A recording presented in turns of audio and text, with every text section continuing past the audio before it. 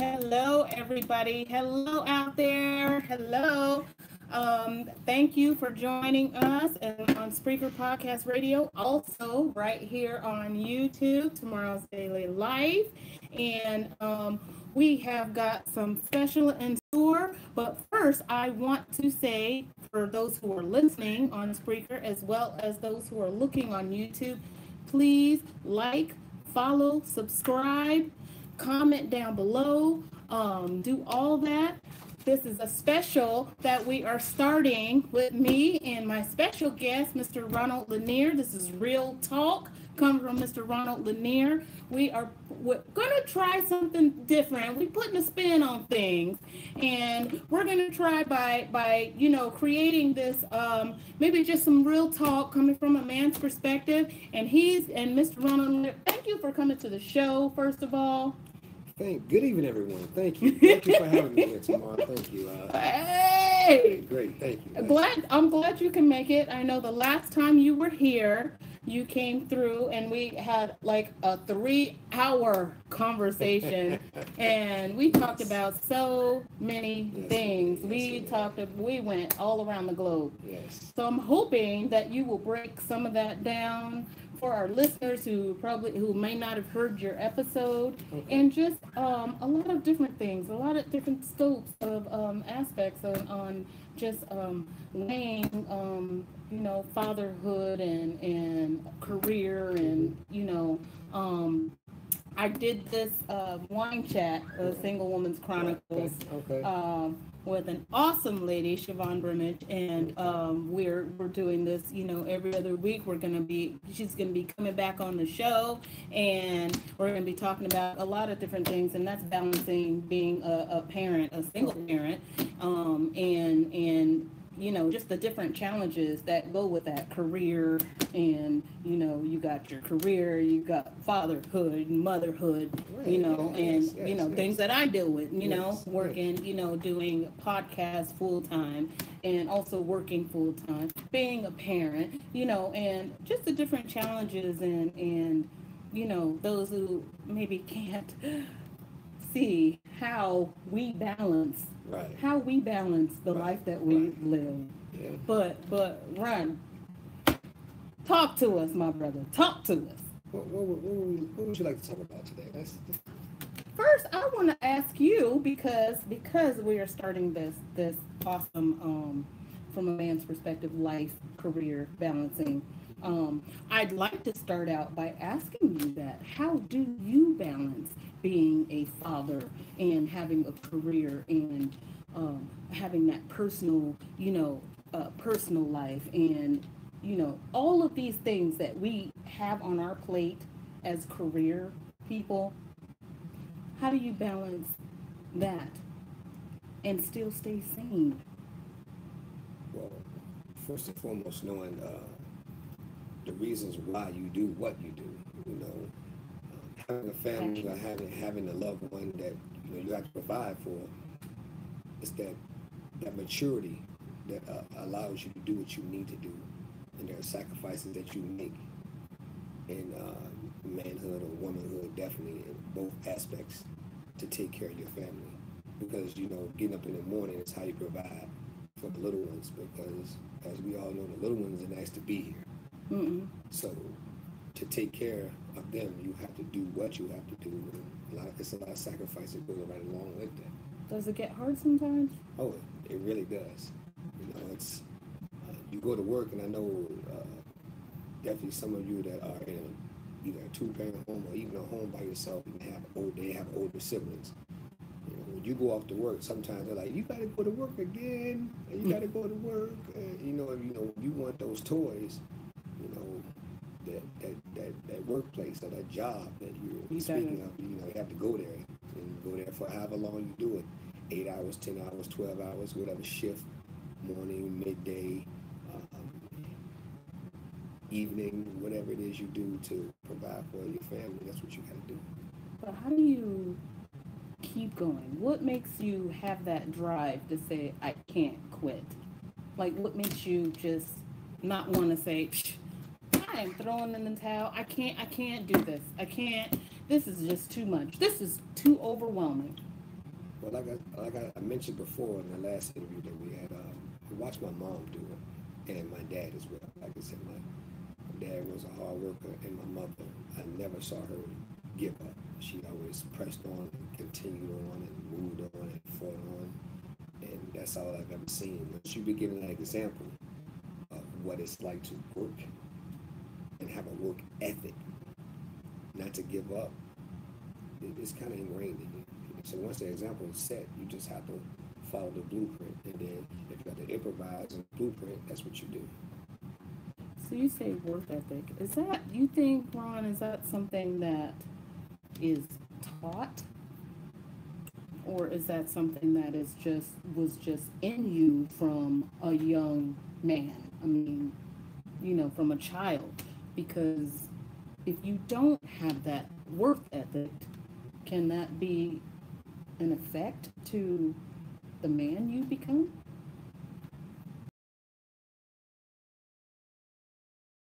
Everyone around me worked. Like there was no person I could say, oh, I saw this person sit in the house all day. Mm-hmm. You know, when you go out and work, you go out and make your money. Now, what you do with the money you make is another situation. However, watching my mother and my grandmother work and work hard, and when it came time for the weekend, you play hard. My mom always made sure that when you worked, she worked her full week or whatever schedule she worked, and when she got off, she would do things with us if she wasn't too tired, and we had to expect that because we know that she was the person that was out there working so that we could have the clothing that we need for school, or the bags, or the books.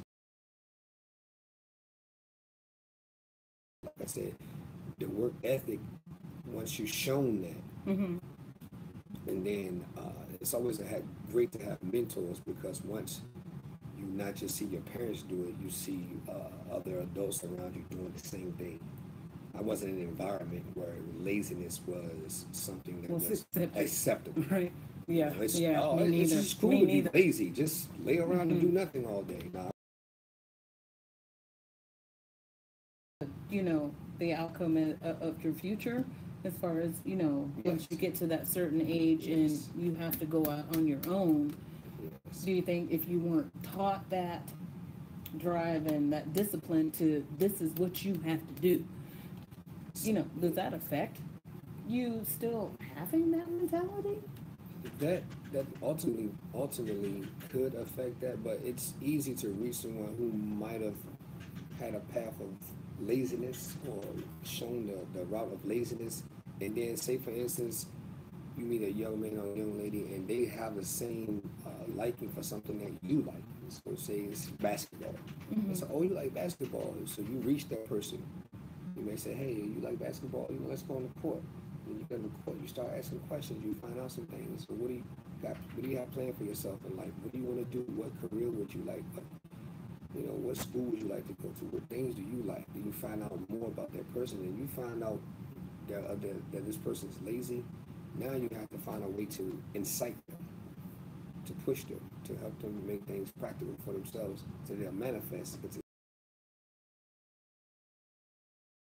sometimes working too much can also leave your children in boredom, and we're in an age right now where social media and computers and iPhones and these things right now are teaching your children, but if you don't communicate with them, they won't know how to be socially active. They'll be socially awkward. You'll be wondering what's going on. So that's something that you think is really important. Definitely so. You have to be able to communicate with your children, even if you're out there working. You want to come home, get your few 30 minutes or so, especially if you travel. Set a little time to talk to them and see what they got going on. You don't want a lazy child. And a lot of us are leading our children in that direction, because sometimes you work 10, 12 hours, and then you got to sit in traffic for an hour. You're gonna need that time alone, but just give them their time, because when you walk in the door, they're gonna try and talk to you for the first 20 minutes about something that they've done, and the moment you hush them or push them aside, they're done with you for the day. I saw this I saw this pic one day, and it was basically, it was a video, it was a short video. It was basically about this guy who pushed his son off. He was working all the time, pushed his son away. So by the time he got older, and his son was older, the son didn't have time for him, and that kind of like made me reflect on a lot of things. So I was like, wow, you know, you push your children away, and then as you get older, you're gonna need some help and assistance because we all switch roles. So what did he do? He just basically like he was working, and he was working so much, and then when you know, he would push his son away. He would say, hey, you know, maybe later, or I'll do this with you later, or you know, maybe later. And then as he got older, the son got older. So then as he got older, he needed someone to sit and talk with him because now he's older. You know, the mind frames and the mental switch, you know, you go from baby to young adult to adult, then back to like a baby like mind state. And now you want to want attention, and your child's gonna be like, no, I don't have time for you. And that's what I was gonna say. So what effect did that have on, you know, does that have on a child growing up if you don't give? They'll look for it elsewhere. They'll find someone that'll take an interest in it. It might, whether for the good or for the bad, that child is going to find someone that's going to listen to them. Like anyone, everyone wants someone to listen to them. You need someone to vent to, talk to. You know, you think that's important for, you know, not only for us females too, but for men? Is that important for you to have that someone to listen to and that role model? Yeah, it's always great to talk to someone that you could vent to and then also gives great advice. You don't always want to talk to someone that's gives you cliche things all the time. Like when I talk to people, I'll say this, my emotion, if I could have empathy or sympathy in the situation and I can give you an example and use raw emotion with it, that's how I would rather, that's the direction I would take with the information I would give you. And I can give you some cliche stuff like, oh yeah, the sun always shines on every dog has its day. Nobody wants to hear that stuff, right? No. They want you to actually talk to them. And keep it real. And feel them.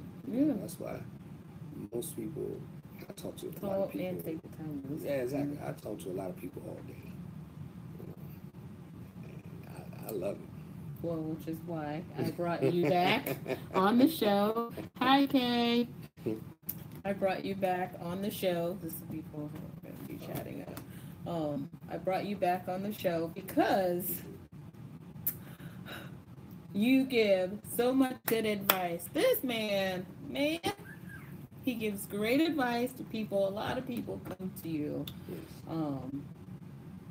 about different issues, and you give such good advice. Where did you learn such great words of wisdom and advice to give to people? Because, you know, you have a couple of things going on in your life, you know, as far as career-wise.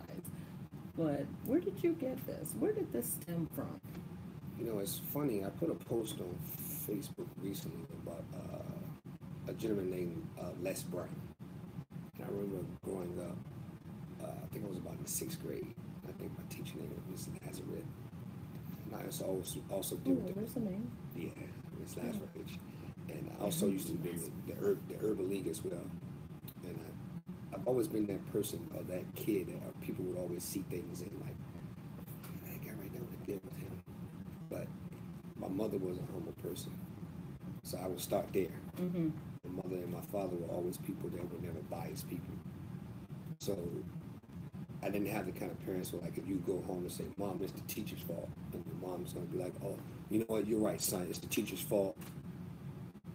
Let's go to school and find out, you know, let's go and say some profane things to the teacher and so what was set your it off mom their say? way. My mom would always say, well, what did you do? That kind of, you know, you would want to go home and, you know, because I had friends that, associates that had parents that you go home and be like, hey, my teacher slapped me. Their parents would jump up and, let's go, we're going to go to school tomorrow. I'm going to cuss this other. Instead of getting, like, maybe Instead both of trying to find out and both sides, see. my mother she laid that path. She would be like, okay, well, what did you do? What did you do? You know. I bet that made you cause for you to kind of stop and think. So as you get older, you start saying, okay, it's when people say that there's your side and their side and the truth. So I understood that very early. So, and then being in that environment with my mom, and then hearing this speaker, Les Brown, he was a motivational speaker, and I remember I was listening to this man, and I was like, wow. What's the most powerful thing you got from Les Brown? The most important. Being able to touch people without physically touching them.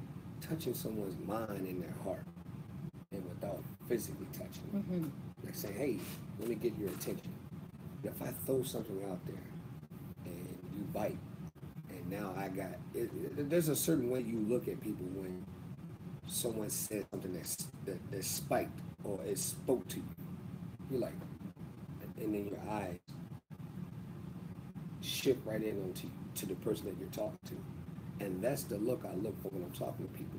When I mention something, like a lot of times people really, it sounds cliche, but a lot of times when someone says the eyes are the mirrors or the windows to the soul, I look right into your eyes when I'm talking to you. So I do too. There's no way that you could get away from anything that I'm asking you or saying to you. A lot of times I'll ask people a question, and they're like, "How did you get that from there?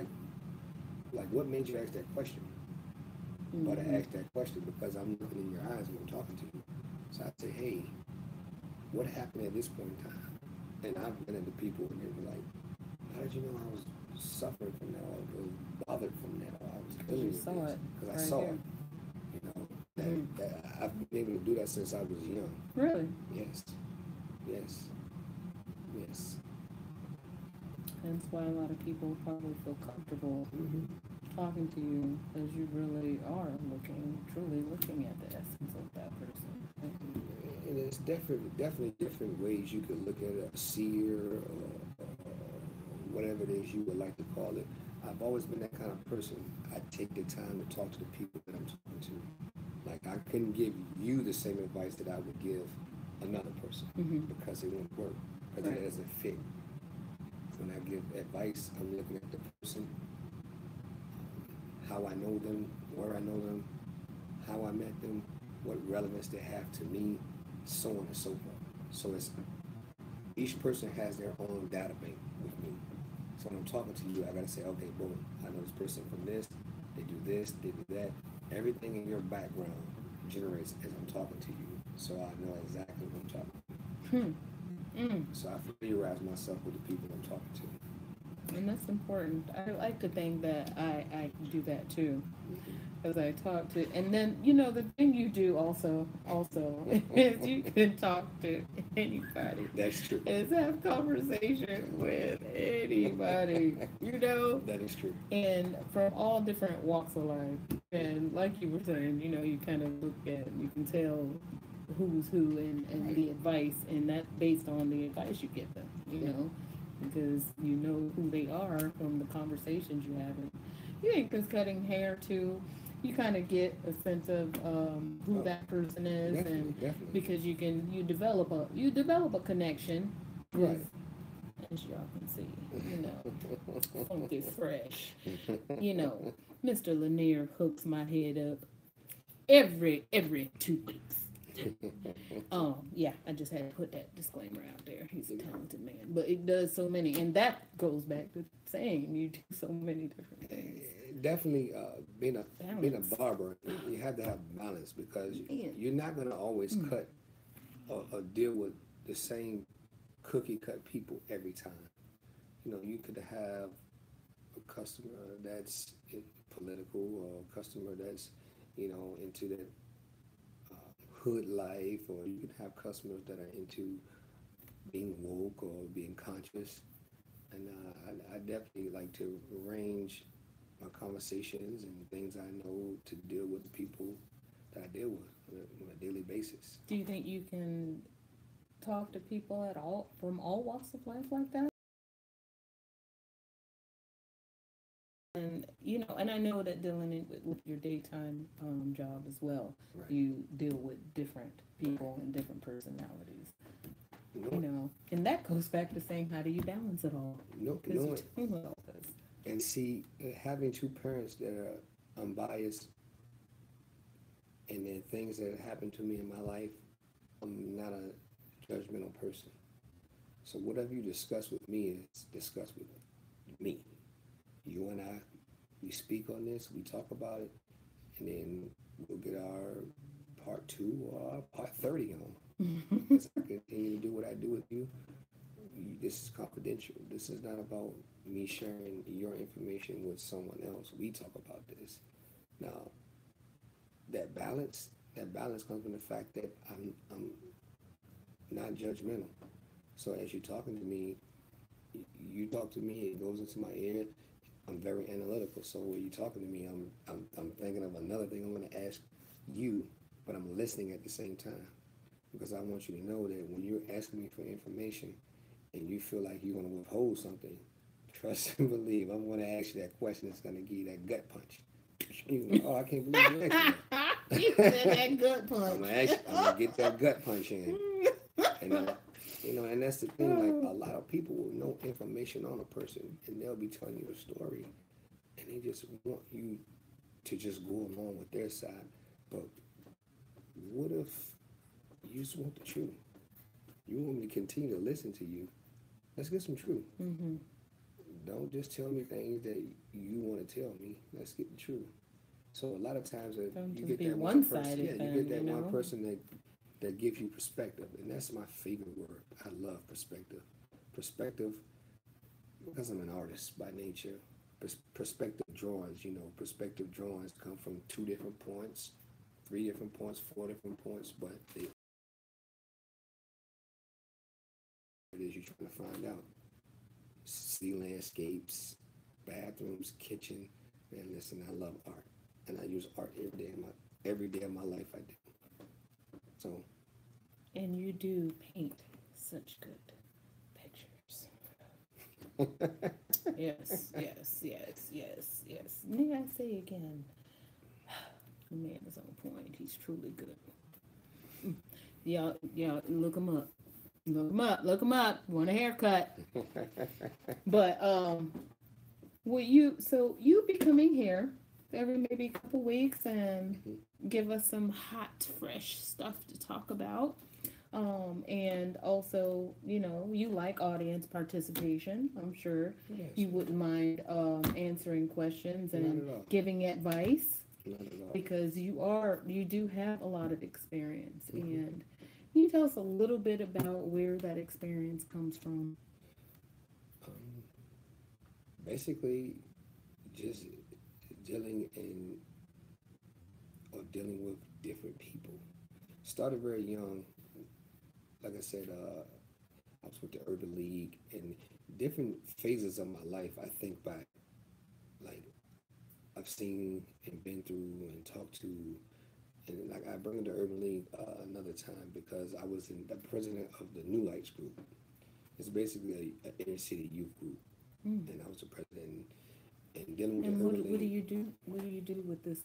You said New Lights. The New Lights. It was like New Lights group. Okay, what National exactly Urban is League.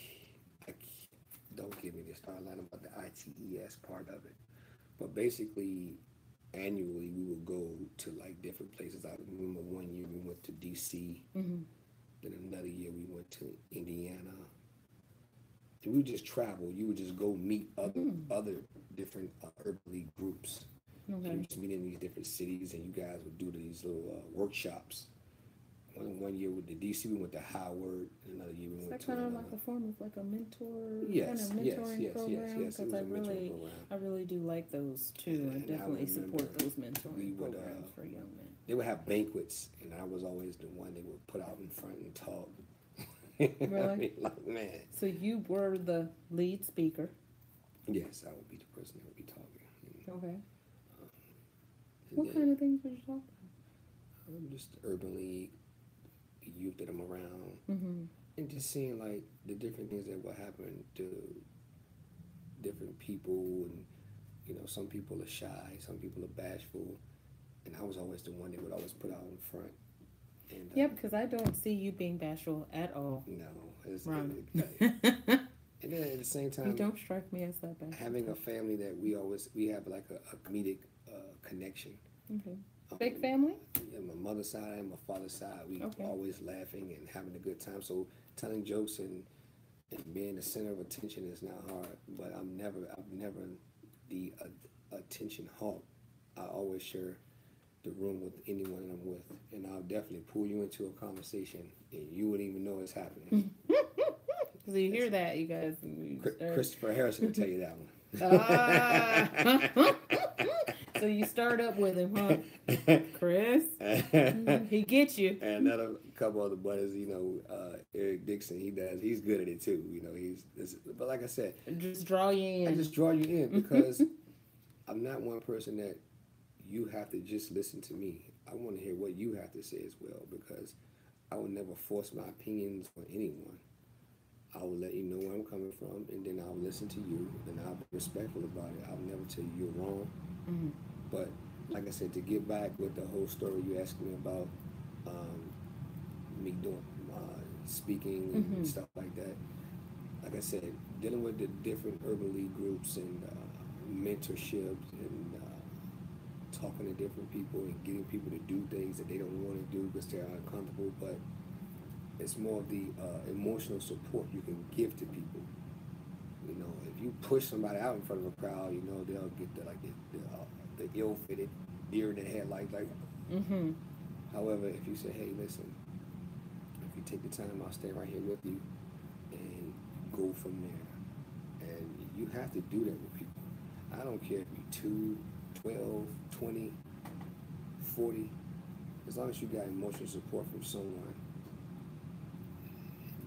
they will most likely do something, as long as it's not immoral or indecent, unless you have that legal courage, and you don't need that right now. But however, if it's coming from a good place, people know. Some people need that courage.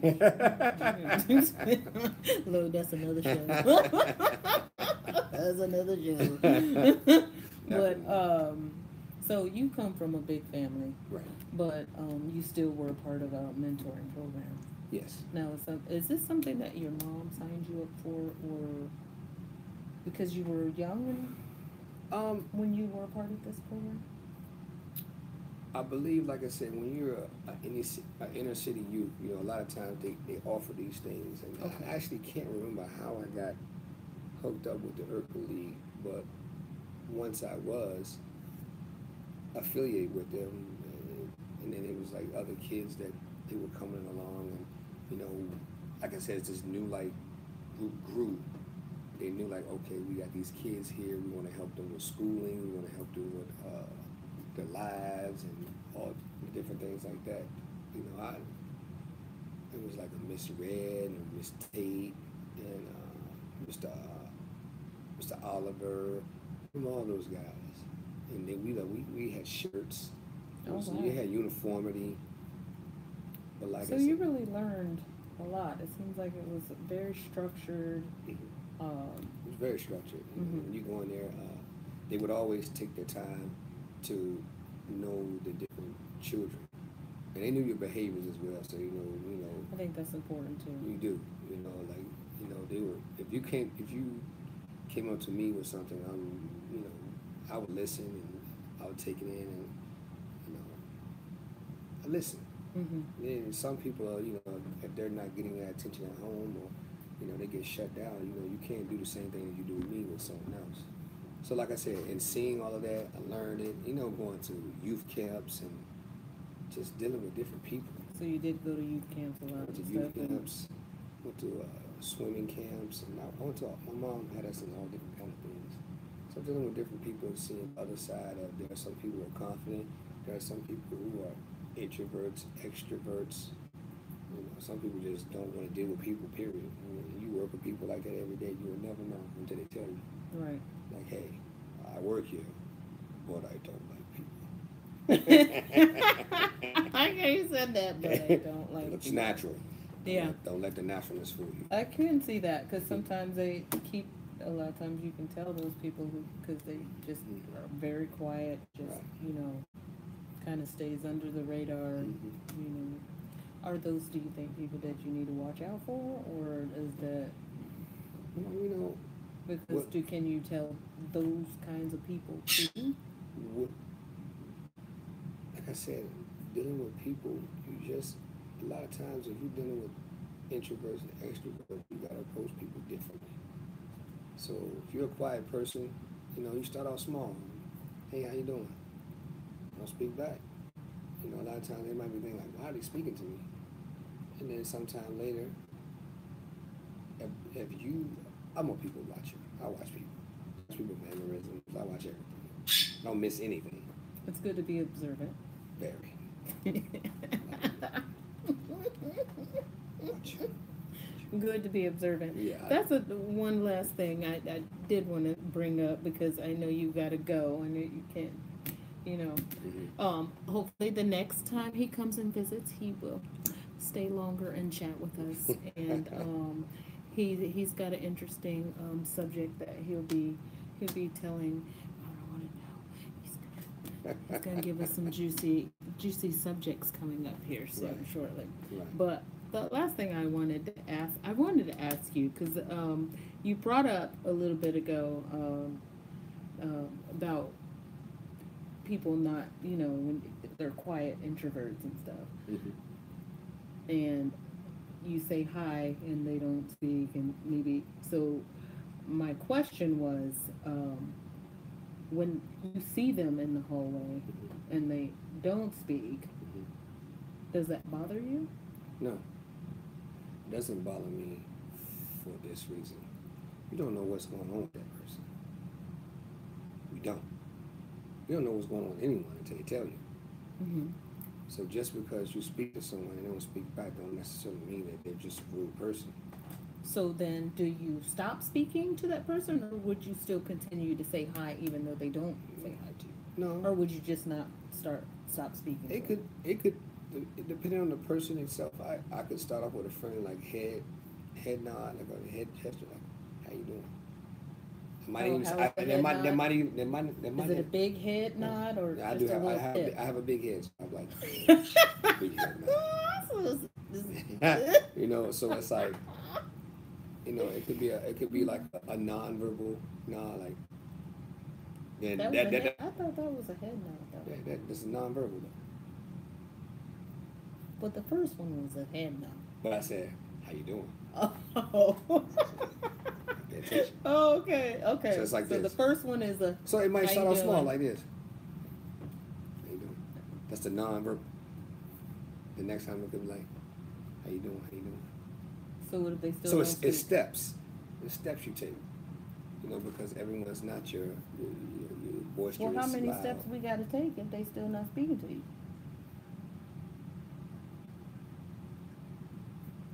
Most people you met in your life, you met because you met through other friends, or it's easier to do that. But the funniest thing I hear from people, they'll say stuff like, "You know what? This person spoke to me, and I don't know them." How are you going to get to meet someone if you say you don't know them? You have to. Someone has to break down the barrier. Someone has to say, "Okay, this person spoke to me one time, and maybe I speak back to them." When people say, "I don't know that person," how do you get to know a person if you don't speak to them? And I understand different regions of the world, people carry on a certain way, but hey, you do you. However, when you get around people and you want to meet people, like, do you just randomly bump into people and just, "Hey, how you doing?" That's not me. I'm not gonna, like I said, it's a non-verbal, and it's how you doing. The nod down might mean I don't know you. The nod up, like I might know you a little bit. "What's up, man? How you doing?" Then the verbal communication part comes, and then from that point on, if you spark a conversation, that's cool. Okay. Well, thank you, Mr. Lanier. Yes. I appreciate you coming through.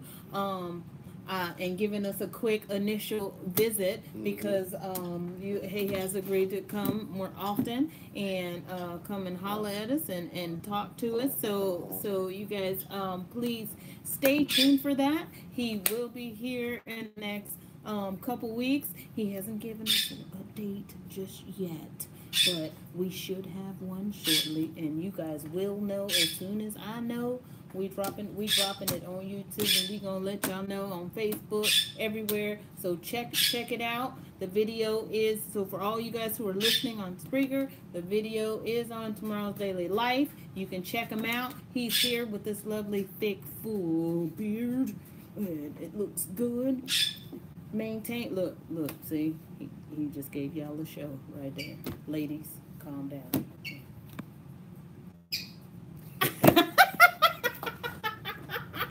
All right, you guys. Well, until next time, please give us some thumbs up, like, and subscribe, and follow on the podcast on tomorrow's. I was about to say Tomorrow's Daily Life, but that's on YouTube if you guys are looking. And but please continue to follow me on Spreaker Podcast Radio. And if you are looking for it, if you want to look and listen while you in your car, please do so. Just go to tomorrow's. What am I? Tomorrow? Just tomorrow. When you look it up, because I don't look up myself. When you look me up, do you look up tomorrow or tomorrow's show? Tomorrow's show. So the whole word. The whole word. You got it. The whole word, y'all. So look it up. Find me. All right, you guys. Until next time. Bye. Adios.